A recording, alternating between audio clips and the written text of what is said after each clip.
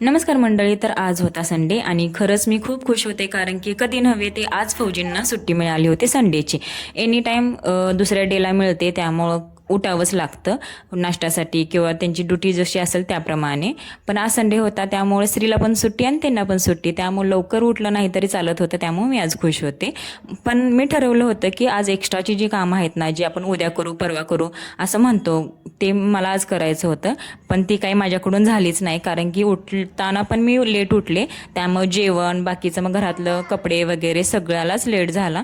त्यामुळे दुपार होऊन गेली आणि दुपारनंतर कोणतंच काम करू वाटत नाही, मला तर नाहीच करू वाटत आहे, त्यामुळे मी काहीच केलं नाही आज. मग त्यांनी मार्केटला गेले होते, येताना ना चप्पल स्टँड घेऊन आले, कारण की आधीचं दे होतं ना ते आम्ही गावी नेऊन ठेवलं होतं आणि त्याच्यामध्ये त्यांचे ड्युटीचे शूज मोठे असल्यामुळे ना त्याच्यावरती मावत पण होतं. मग म्हटलं घरी तिकडे यूज होईल, आपण तिकडं नेऊन ते स्टँड ठेवू, छोटंसं आहे ते.